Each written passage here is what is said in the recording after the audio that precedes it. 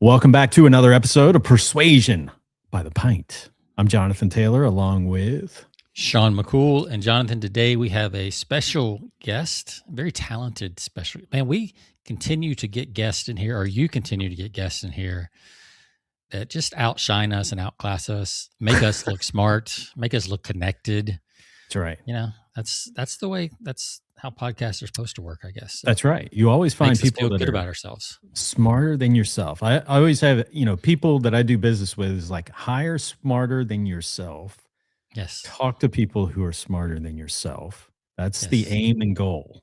That's right. Play golf with people who are better than yourself, right? Yes. Yeah. You don't want to play with somebody who's a lousy golfer because that'll Yeah. just pull you down. That's why we haven't played together. So Exactly. we'll let the audience figure out who's who. But okay, well, I'll let you read the bio. It's going to be a good one today. So I'll let you read the bio. Yeah. So stir up some absolutely. interest.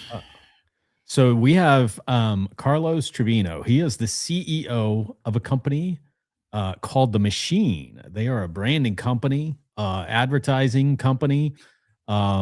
He's going to tell us all about some of his work, some of their work. He's got a team there. I think they're based out of Pittsburgh. He'll tell us. Believe they're based out of maybe New York. I could be getting that wrong. But anyway, our focus is on Carlos. He his claim to fame. He turned Juan Valdez into one of Fast Company's 10 most iconic brand characters in history. Some of the brands that they've worked with as a company are Ferrari, Giorgio Armani, MTV, Guinness, WebMD, giftcards.com, Walt Disney, just to name a few. I mean, Yeah, I've Everybody's heard of heard of those that. up and coming brands. Everybody's got to start somewhere. So fun fact, I love this. And I was telling you before the show, I had an old roommate back in my military days, huge Ramones fan. So he's got a fun fact to share. Once shared a beer with Joey Ramone. So I've got to hear about this story. So again, happy to have Carlos Tribino. He's got a lot to share with us. We're going to be discussing all sorts of things related to branding, color, psychology. We had talked about this on a previous episode, like color psychology. And he's got some great stories to share with us related to that, specifically one with one of their clients, Guinness, that they worked on. So let's hear it. Happy to have Carlos joining us. Carlos, welcome to the show. Thank you, guys. Absolutely. Yeah, thank you. Great to be here. And I myself was joining because I figured you guys be smarter than me. So anyway, we're on the same line. We tricked you. Yeah. The old bait and switch. Yeah. Oh, it's man. good to have you on. So I'm excited. Like, before we talk about our beverages real quick, I didn't give you this heads up, but like, what's a little, if you were thinking like a fascination bullet or a teaser that people should stick around for, why might they want to stick around and hear some of what you have to say? Well, probably I have a lot of great anecdotes, in my history of branding, but hopefully I've learned a lot with them, and I use that on a daily basis, and find out that as of now, and I'm sure this is going to change. But as of now, AI is not yet catching up with us. It will, without a doubt, it will. But we do use it, and we, frankly, we more often than not, we find that we can do a much better job without it, depending on what we use it for. But so yeah, hopefully some fun anecdotes and learnings. Absolutely. And if we got time, we'll talk about like what you do use AI for and kind of where you've settled. Cause I think that's an important conversation too. I've had to figure that out, copywriting and some stuff. And there's some stuff I did today that AI is perfect for it, but the next step is going to be me. You know? So it'll be good to talk about that. Well, Carlos, we let our guests go first. You're having, what kind of beverage are you having today? I am a huge beer fan, but today I'm just going with water. Just going with water. Is that from the tap or is that bottled? Is it? It's tap. I go largely tap. Yeah. Yeah. Okay. That's a bold choice. Tap water in DC area right now, I think you said. So that's a really bold choice. Yeah, so a little background, because you're staying at Airbnb. You told us before, because you're traveling this week. You had a emergency, or you had a funeral in the family, your mother-in-law. So sorry to hear about that, but thank you. In spite of that, thank you for joining us remotely at this Airbnb. So what's Crazy your time to be go-to alive. beer? What's the beer you enjoy having when you're back at home, just relaxing? Well, I'm a bunch. I mean, I'm a huge fan of Boddington's. Okay. Love the beer. Guinness, of course, another big one. We also work with a brand, but also a big fan of that. Yeah. And then I like the Hefeweizens and the white beer. Hoegaarden, I love. I used to travel to Brussels quite a bit, and I just love getting the draft. Hoegaarden over there. Oh yeah. And so and a bunch of IPAs as well, whatnot. But yeah. Well, we may have to you on. And I don't know if you guys have tried Pliny the Elder. No, it does not sound like something we would like. It's supposed to be the best beer in the world. I don't know. Somebody made that claim, but I had it. It's very hard to get, and I had a chance to get a friend of mine got a 6-pack and it was quite beautiful. Wow. Man, you had us going with Hefeweizen and Guinness and all of these, and then you had to you diverged and hit IPA, and you just we went opposite. We went opposite ways there, so that's okay. That's okay. That's all right. It's a room for everybody. So Jonathan, what are you having? So I have straight out of Abita Brewing. If you're familiar with them, they have a 40th anniversary edition here that I want to showcase. I found this locally, and let's see, 40th anniversary. It is their Honey Blonde Ale. So I guess I didn't realize that they've been around for 40 years, but they're celebrating 40 years. So it's a bright hops with a touch of honey. This is to celebrate. This is a celebratory beer, and it is in the way of saying thanks for all their loyalty, support, and good times, past, present, and future. So kudos to them for 40 years. Yeah. Hey, these days that's pretty good. Staying in business as a brewery. They're on exactly. They're having rough times right now. So. Oh yeah, for sure. People like me, he's not helping because today I'm not having a beer. So I was in Trader Joe's last weekend and I saw this and it caught my eye, because we've been talking about root beer a couple times on the show. Yep. So this is a mushroom root beer from Alive, and it's not magic mushrooms, it's functional mushrooms. Reishi, chaga, and turkey tail. So 1,800 milligrams of good for you stuff. This is And so you won't. Yeah, I'm going to the gym after this, so didn't want a heavy beer. I'll do that later this evening. So you won't be seeing visions of who knows. No. Yeah. Might do that later this weekend too, but not on the show. Well, they're probably trying to legalize it, right? So that's right. Psychedelics. Yeah, well, I'm in Austin, so it's practically legal here. Yeah. Might as well be. But anyway, well, let's cheers it up to a great episode. Cheers, gentlemen. Cheers.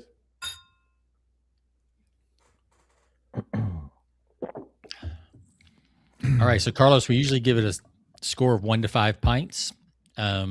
What's DC Water get today on the show on a scale of 1 to 5? On 5 being the best.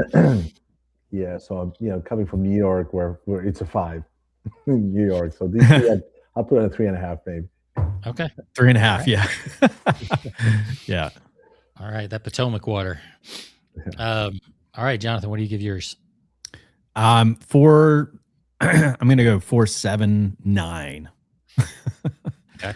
It's pretty good. Very specific. I like very good. Yeah, very good. I'm going to give mine a 2.9. It's got a weird aftertaste, as I would kind of expect from this type of drink that's trying to taste like root beer that's not really root beer. It always ends up with a weird aftertaste, but not bad. So 2.9. We'll be back to beer next week. Back to beer. Speaking of beer, before we start out, I got to hear the story about Joey Ramone you having a beer because tell us about this because I'm interested. Yeah. I had a roommate back in my military days who's a huge Ramones fan. So I got to hear about this one.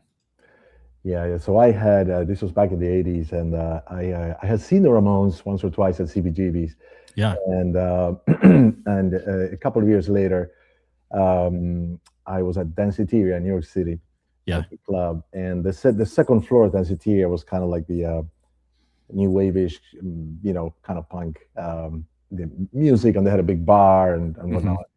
And with a bunch of friends, and I just went, to a different floor just to grab a beer at the bar, and I kind of turn over and I see this really tall, weird-looking dude, and I'm like, oh my god, that's Joey, Yeah. you can't. He's easy to How spot. tall Right? is he? I didn't realize he was that tall. He's pretty tall. Yeah, Yeah. I can't tell you, but yeah, I'm 5'7". He was a lot higher Yeah. than that. Yeah. And I just, in New York City, you see a lot of celebrities all the time, but I'm just not, one to reach out to them at all, Yeah. except when they're musicians. and yeah. then I can't help myself. And I started a conversation with I just said, you Joey, right? And he's like, yeah, what? And he was just casual and friendly and whatever. And we talked for about 5 minutes or so, had a good conversation. I told him I saw you guys at, CBGB's back in the day. And he asked me where I was from and whatever. And then, then I went to rejoin my friend. I didn't want to bug him, Yeah, right. But it was, I'm a huge fan of the Ramones, and especially Joey, and it was just a lot of fun. That's awesome. So what is it about musicians that makes you kind of break your rule of not bothering celebrities? Are you a musician yourself, or? I'm not, and I'm not. I have a collection at home of about 5,000 vinyls from everything, nice. Including classical punk and classic rock, and I'm not into pop music, but jazz and rock and all that stuff. Avant-garde, and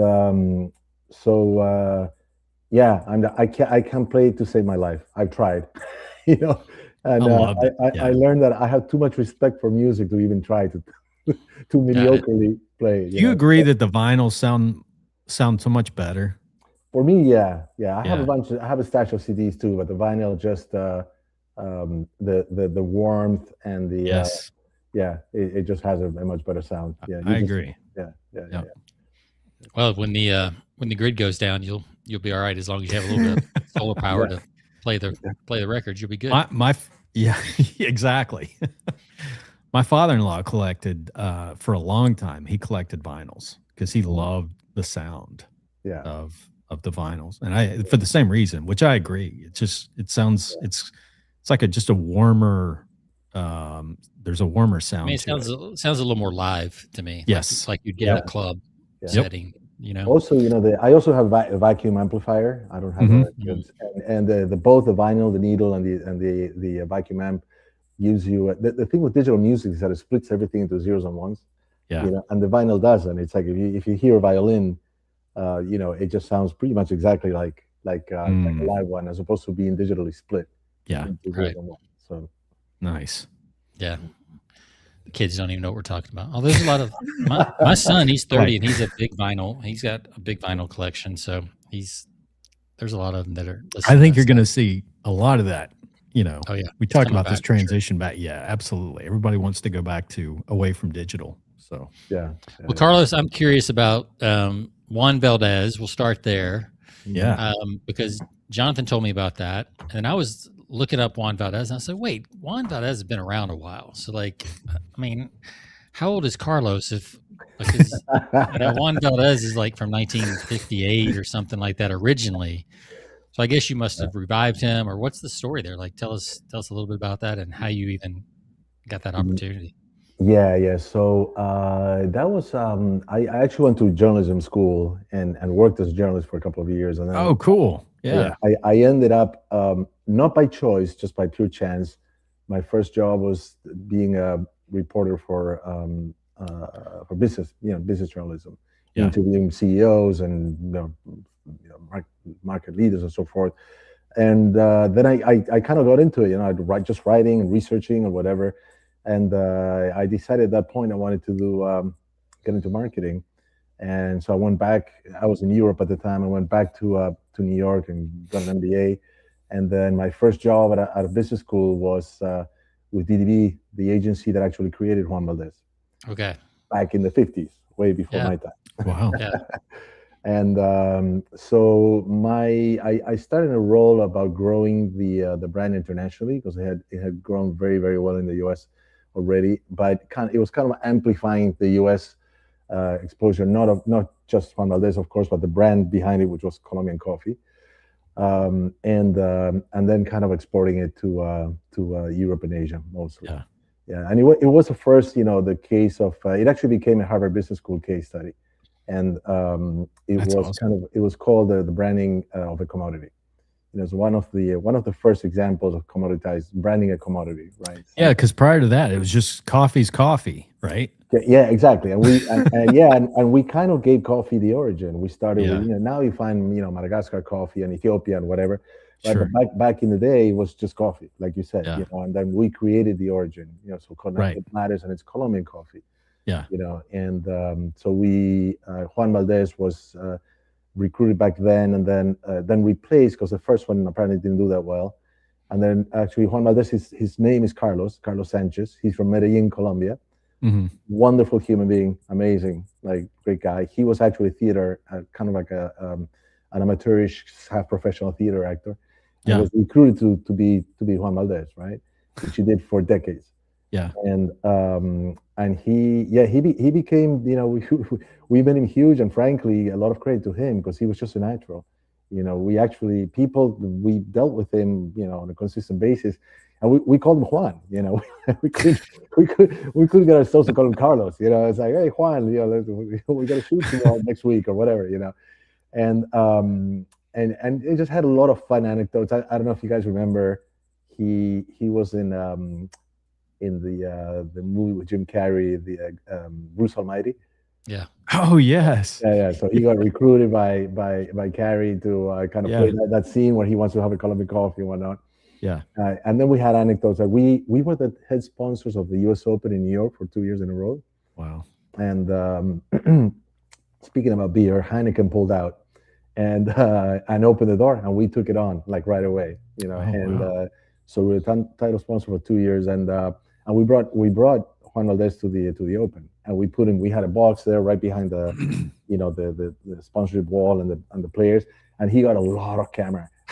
The cameras were all over him, throughout the entire Open for 2 weeks. It was like nonstop, and then funny enough, that morning, one morning, sorry, the New York Times reporter comes up to us and say, hey, we want to schedule some time later today, because Pete Sampras wants a picture with Juan Valdez. I said, well, sure, of course, and so we went ahead, scheduled that, and then we met, Pete, and said, oh, I'm so happy because I'm doing this because my girlfriend is a huge Juan Valdez fan, and I'm gonna beat her to the punch. I say, well, Pete, we got news. Your girlfriend called us this morning with your sister, and she already got the picture with Juan. But it was just a lot of fun. We had it in Spain at the Madrid Open back in the day, and the one of the princesses, daughter of the queen, the king and queen, she wanted to meet him, and she wanted an autographed jersey, and so we had it. It was kind of funny to see, like, celebrities just wanting his signature, autograph, a picture, or whatever, and he had become. Go on. Well, I was going to ask, like, what happened behind the scenes? Because a lot of people have tried characters, and I mean, you've got some things like Flow with Progressive, and you've got, some of these characters now, but how do you make that happen intentionally? Is it luck? Is it, I mean, how do you make that? You said he was a good actor and he, looked the part and all that stuff, but there's got to be a little more to it in the background to build that kind of persona. Yeah, so we had a few campaigns. We had a logo campaign where he appeared, and also his logo with his face on it appeared in a bunch of like on a New York Times, crossword puzzle, for instance, and the headline was "The Perfect Sunday," when you're doing the Times puzzle, and it was actually designed by the New York Times puzzle design, And so we had him appear in all these like different scenarios where he just became an icon, you know, visually, graphically an icon. I don't know if you guys recall, he used to do advertisements where he mysteriously appeared in like supermarkets or whatever. It was kind of a little bit of a mind game where people imagined that he was there. So he had this mystical thing going on, you know. And frankly, we had a big budget. We get him a lot of visibility. We need to have a strategy where we would only take back covers in magazines, although that's the only advertising we would do, and we do like, you know, primetime, you know, on TV and whatnot. Yeah, that's kind of what built it, and I think something had to do with the fact that you saw him in many brands, you know. So there wasn't a brand per se, the Colombian coffee brand. The brand that we sold was actually in commodity markets. Mm-hmm. So the way it worked is like the traders on the coffee and cocoa exchange in New York or London would pay a premium for Colombian coffee, you know. So that's what the business model was all about. And then Folgers and Maxwell House, you know, that was, you know, Kraft General Foods at the time, and Gamble, whatnot.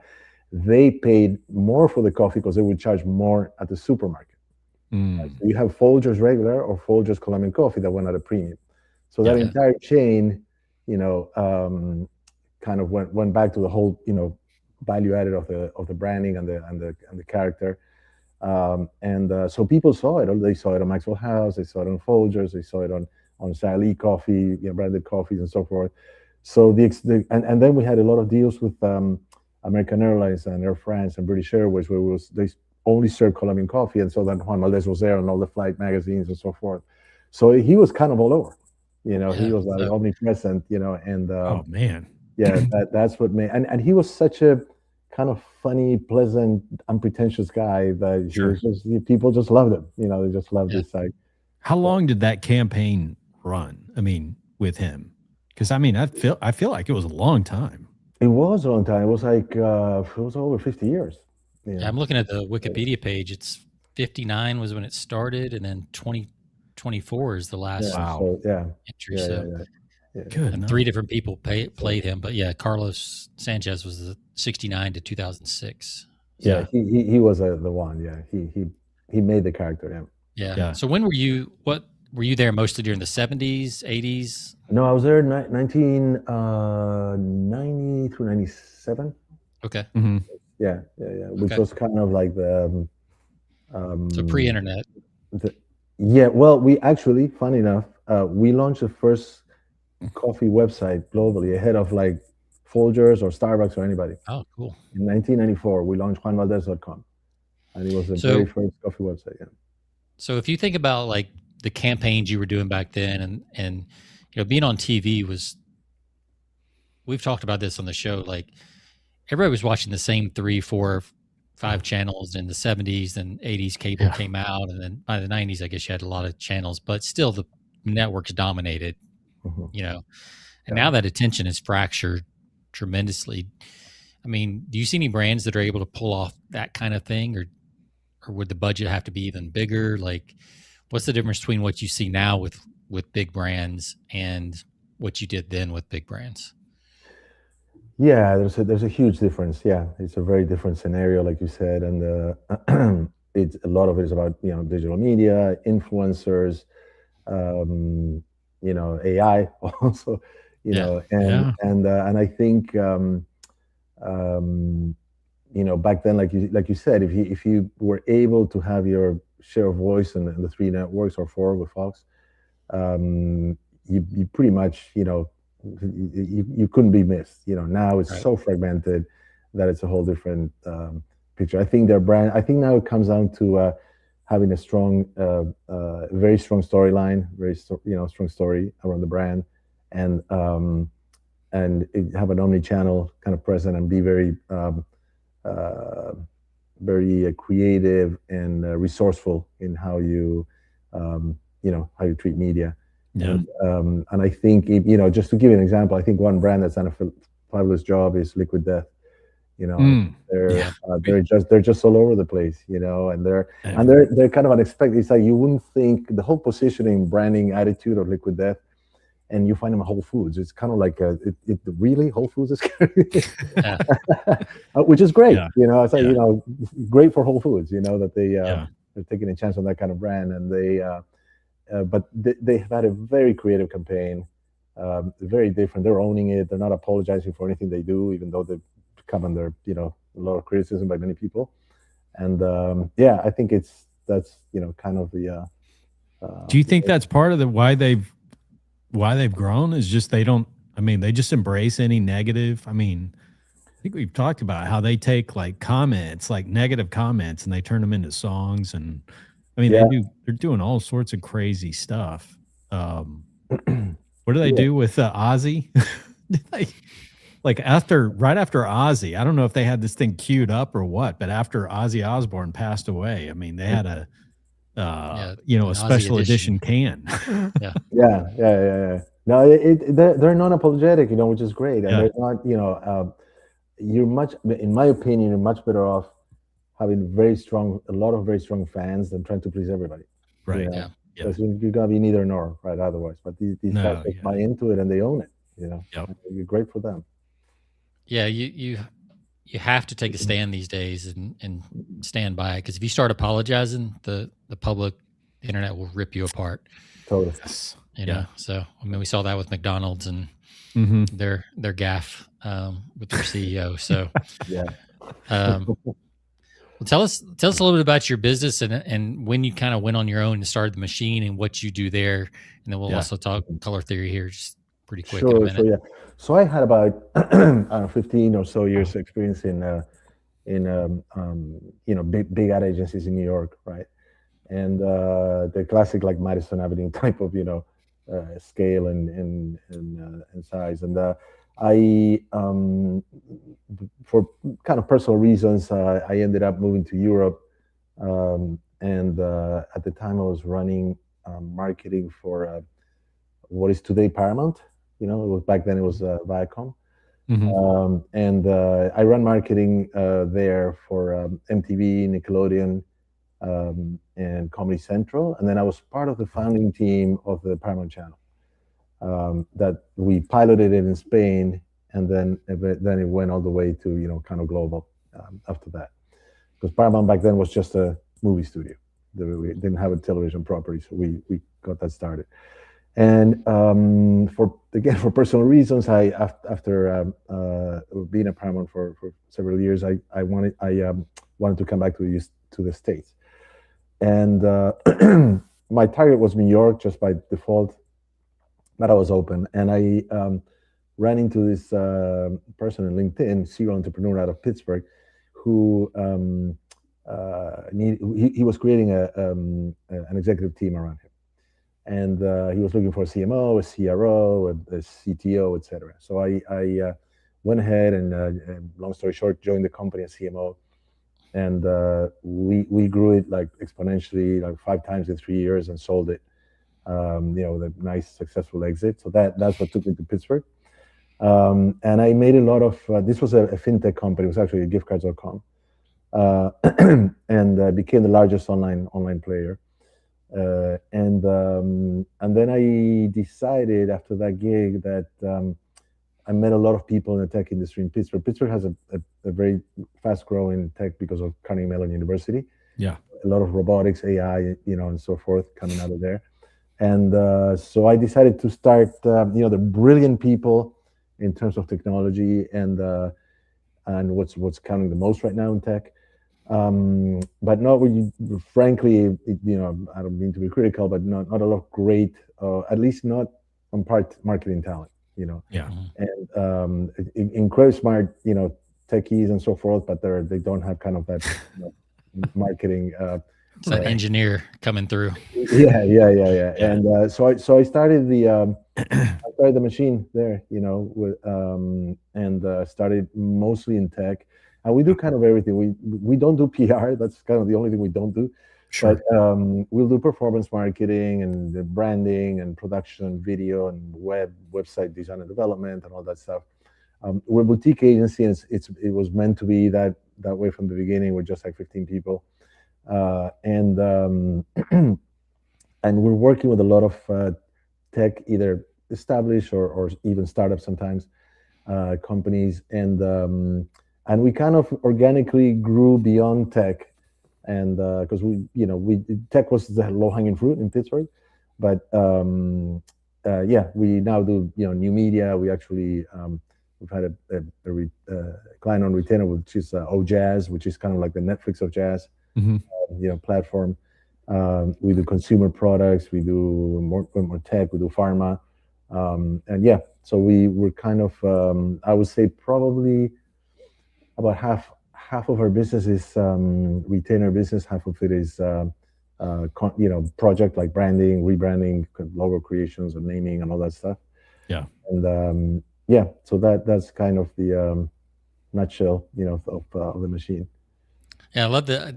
Tell us a little bit about the name. I like the name and why you chose that, and kind of what it means behind it. Yeah. So so the machine is it came as an inspiration that it came from a physical or physics rather phenomenon, which is what's called a mechanical advantage. And the mechanical advantage is essentially if you have a lever or a pulley or something, it means that the if you have the right tool, right, the force that you push with is smaller than the force you get out of on the other side, right? So let's say you put, and that mechanical advantage is essentially what gives you the number of the physical force that you require to get what you want. So if you sometimes you get 5 times the force, or or 10 times, or 1.5, whatever it may be.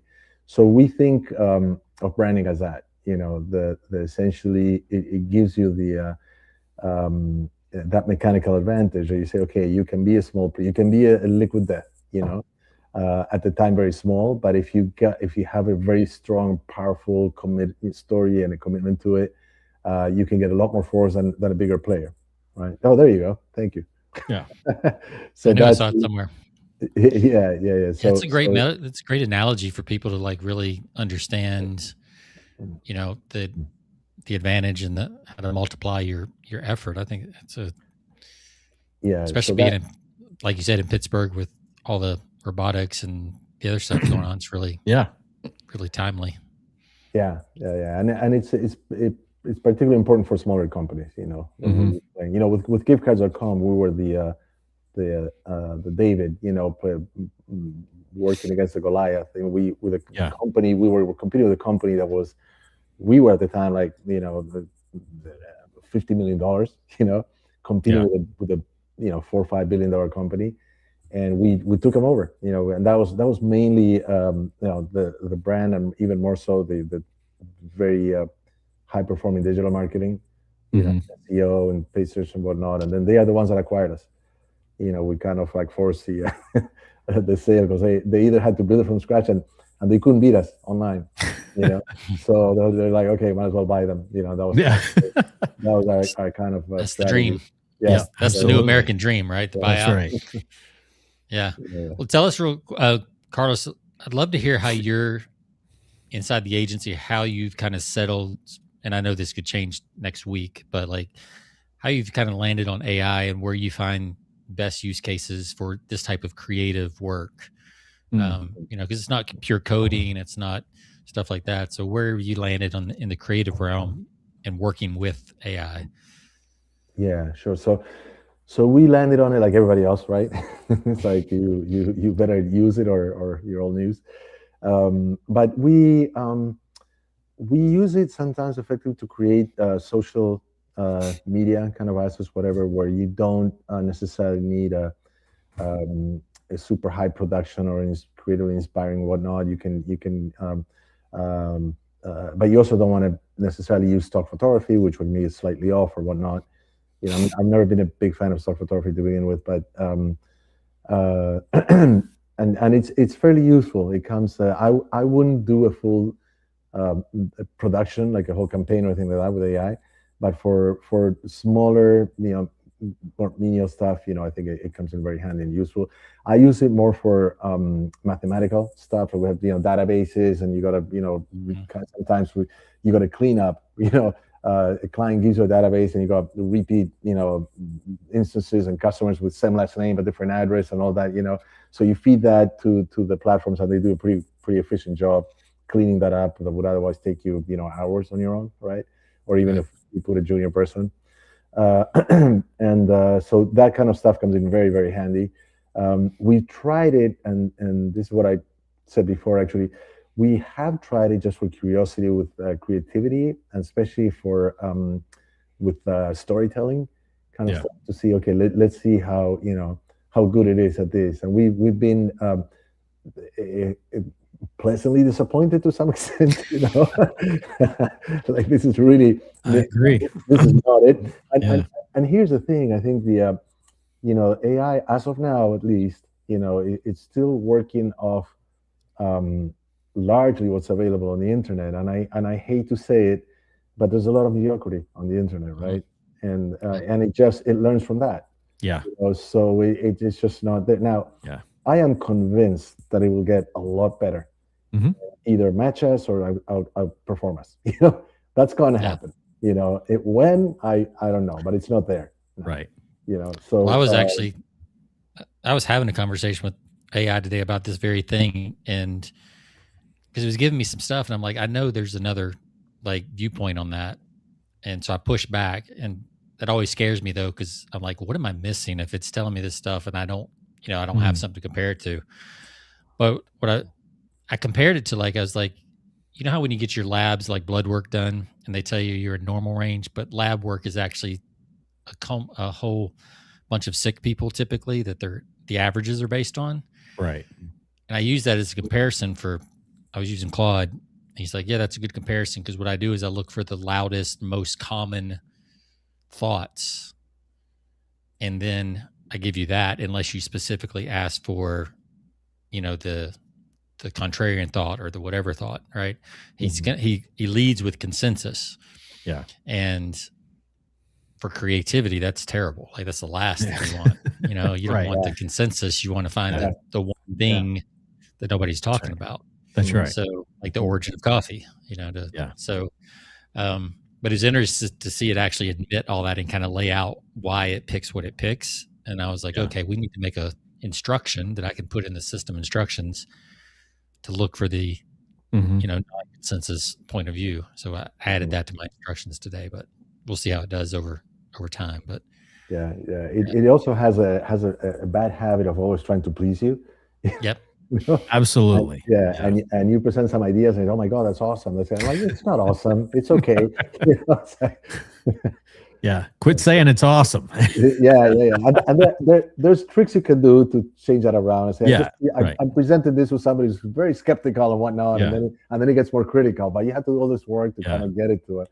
I want brutal honesty. But it's not what it's getting. No, I think that's a good point. The consensus, as you said, it's pulling from the general public of stuff that's out there online. And so a lot of it, it's like the 80-20 rule, right? 80% of it is mediocre and 20%. And now it's reading its own stuff. So that's the whole devolving theory with AI. It's going to devolve into nothing, but I don't think that's the case. I think they'll fix it before that happens. Sure. Right. Just need to scan more books, old books into. I think about brands out there, like you mentioned Liquid Death, and you mentioned what you've done with, in terms of, using the story of Juan Valdez to take it to the, prior to that, coffee was a commodity. And then, I look at brands like, Savannah Bananas, those guys, what they've done, that's completely unconventional, what they've done to create a brand for themselves.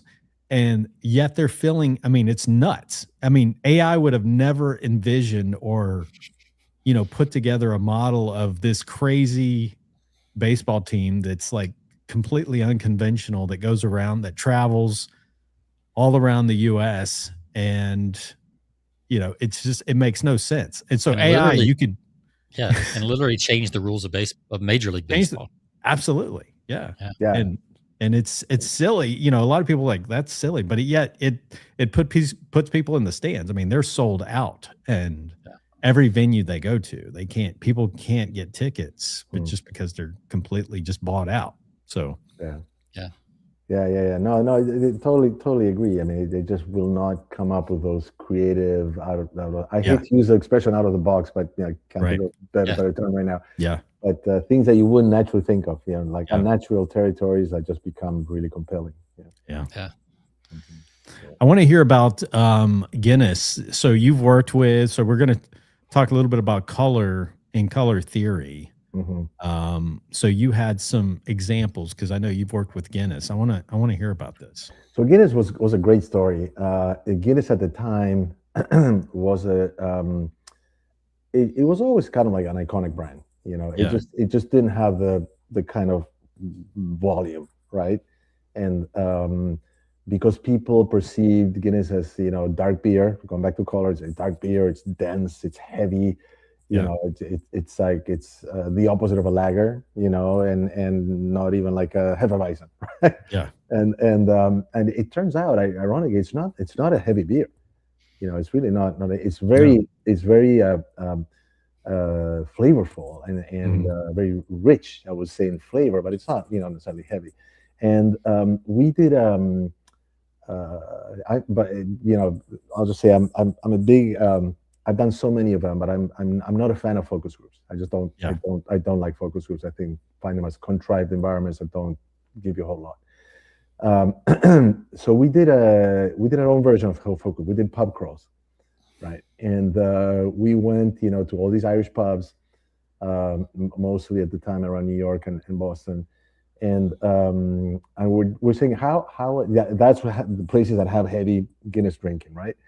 So we found this ritual about how people drink beer, and we found drink Guinness, and there's a funny ritual that it really appeals to all your senses. We saw people, first of all, people back then where they would it was kind of a moment for yourself, It was kind of you'd be socializing with your friends, whatever. And when you order a Guinness, for the most part, people will walk alone on their own to the bar. And maybe ask somebody if they wanted one too, and go get 1 or 2 or 3 pints, right? Yeah. But there was a psychological behavior where they're really appreciating and indulging in the process of the pouring, and it's a whole art of the pouring and the size of the head and the cleaning and the whatever. And it has a sound, it has a texture, it has a view, it really engages your 5 senses, And so we did this campaign. We say, how do we turn around? We love doing this actually a lot. Is we turn vices into virtues. Yeah. And so we said, okay, this thing that's perceived as very unique and its own iconic character, but it's just kind of not for me, kind of thing.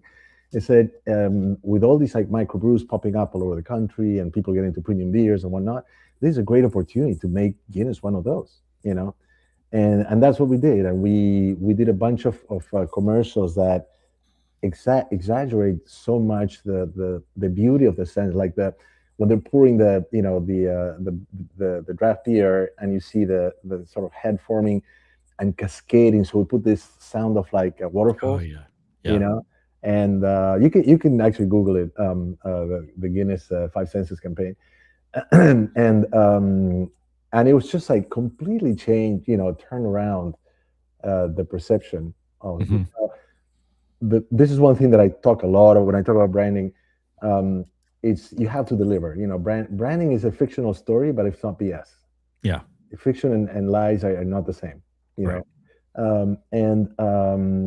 And sure enough, the guys at R&D developed this nitrogen ball in Guinness, which is a can, which you open it up. You buy it at the supermarket, put it in your fridge, you open it up, and it gives it that beautiful. Exactly. Yeah, and you pour it, and it actually feels like a pub, right? Mm-hmm. Boddington's, that's the same thing, right? And so all of a sudden we've threefolded the volume within a year and a half or so.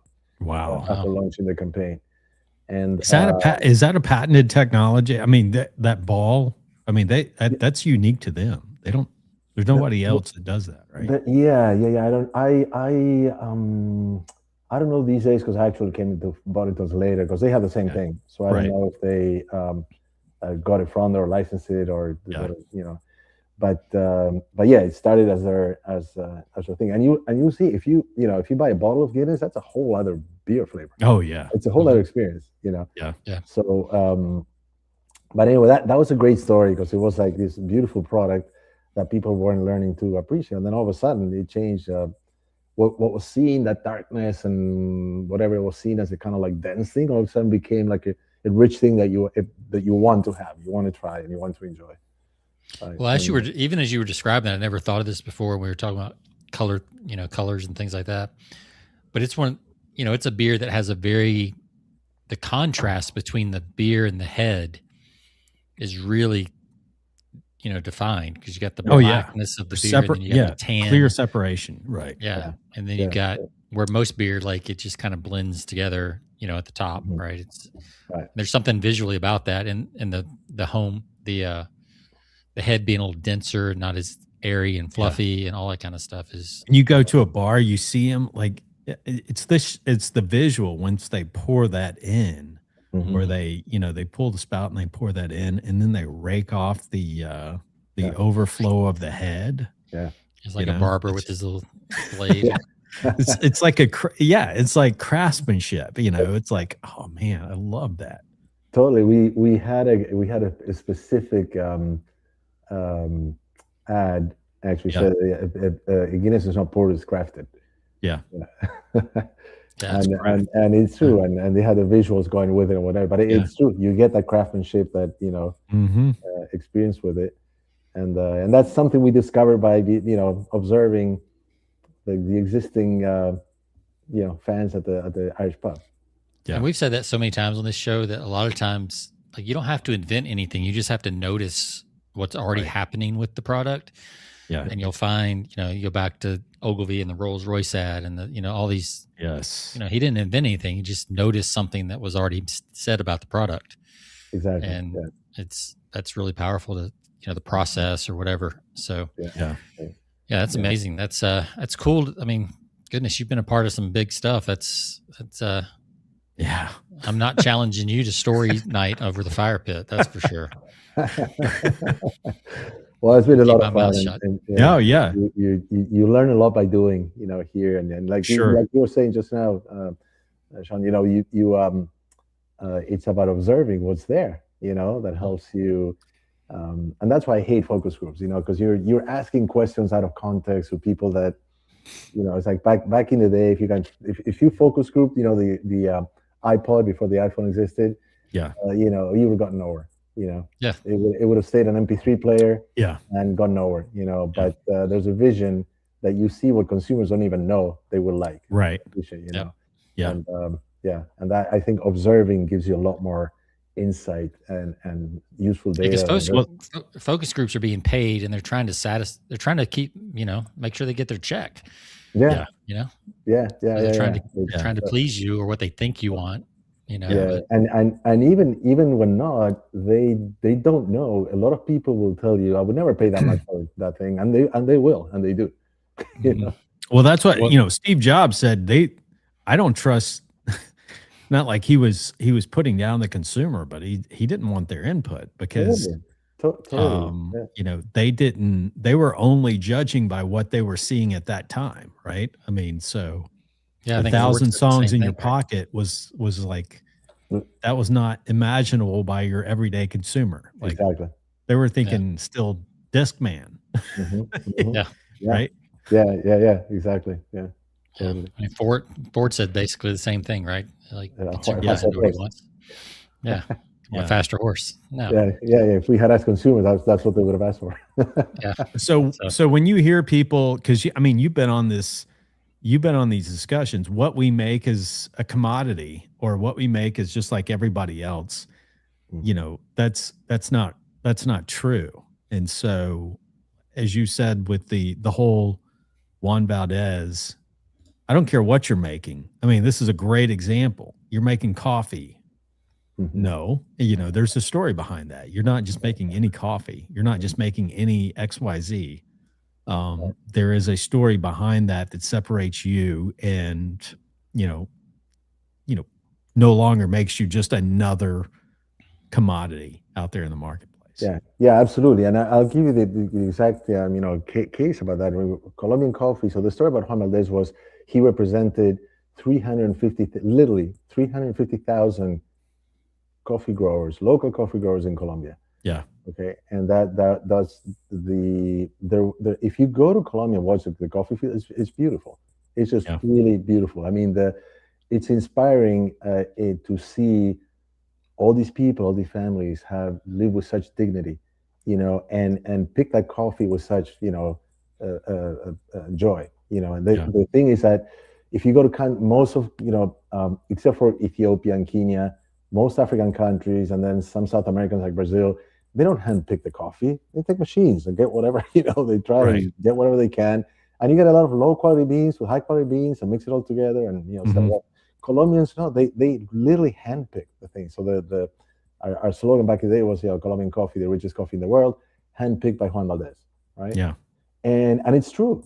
Like I was saying, fictional stories and lies, it is true. It's hand picked. And I've been to the coffee fields and you see all these men and women and whatnot, like with the beautiful baskets and going one tree by tree and hand picking all the beans, all the red ones. And so that's a story. There's a true, and then everything, the quality control standards they had and processes, whatever, was just like the coffee truly is one of the best coffees in the world. Yeah. Now, having said that, Costa Rica, Guatemala, a couple of other Central Americans are kind of just as good. They're very careful, but they don't have the story. Right. Now, they could own the same story, but they don't. They didn't invent Juan Valdez. They didn't, tell the whole narrative and build it. But that doesn't make it deceitful. I mean, what happens with Colombian coffee is really true. It really. Now there's some there's a couple of Jamaican Blue Mountain or whatever that are super, super, super premium, but they're a lot more expensive and much lower volume. Right. So we weren't playing there, right? But yeah, that's the story needs to be backed up. It needs to be real, but you can create it, right, and make it more, romanticize it, and make it more meaningful to at a mass scale, right? Right. Yeah, and give it a face, giving it a big. Like you can't give 350 individual farms a face as a group. So I mean, giving it one single face is, it just makes it easier for the consumer and everybody. So I get what you're saying about, even though it's a fictional thing, it's a true thing. He represents, each owner at each farm. Yeah.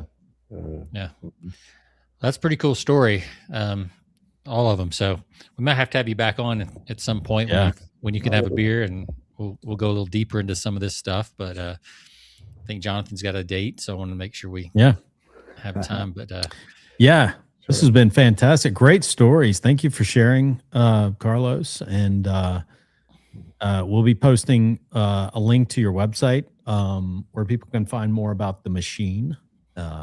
You guys do everything real quick. You guys do, or give us a quick summary about everything that you offer for clients. Yeah, sure. So we do, we do all marketing except PR.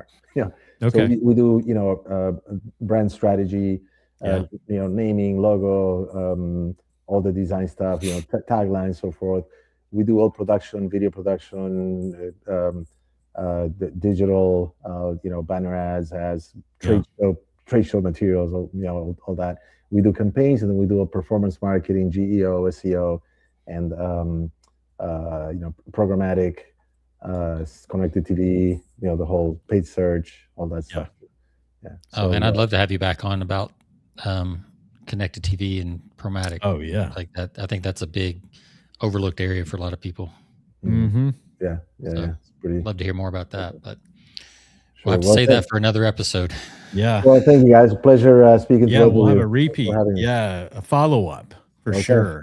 Absolutely. You guys work with some really big names, so thank you, Carlos, for spending some time with us. And again, we'll hold you to that. We'd love to have you back, and Hope you have a great weekend. Thanks again. If you would hold tight in the green room, Sean and I are going to close out the show. Sure. And we'd love to talk to you for about 30 seconds or so on the back end before we finish up. Okay, great. Thank you. All right. Thanks. That was good. Fantastic. Yeah. Fascinating. I think a couple beers around a fire pit. That'd be a oh man with Carlos. That'd be good. I could talk with Carlos a while. I mean, or a Jameson, either one. Yeah. Yeah. Yeah, that'd be good too. I could handle that. All right. Yeah, the stories. I mean, some of the stories, man, those are fascinating. Yeah. That's cool. I haven't been on that side of the world, that side of the business with those kind of brands and big campaigns. I'm curious to do that. I'm not dead yet. I fight back. The more I think about it, I fight back. He talks about, maybe AI will one day. I just don't know. I know. I feel like people love the personalized approach in the creativity. I think when robots have AI and they're interacting with the world and they understand time a little bit better, not that any of us understand time, but when they're interacting with the world, I think that's when AI takes the big leap. But as long as it's confined in a box in a server and it's just managing text and some images, it's never going to have that nuance. No. So that's my current working theory anyway. So but that's probably another show. So I'll let you wrap up. It's another show. Yeah. Those stories, those unique stories. Yeah. I don't think AI would have found Juan Valdez. Probably not.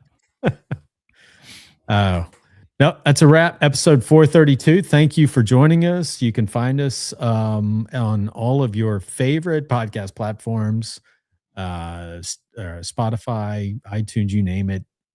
Check us out. Leave us 5 stars. We greatly appreciate it. And we will see you all next week. See ya.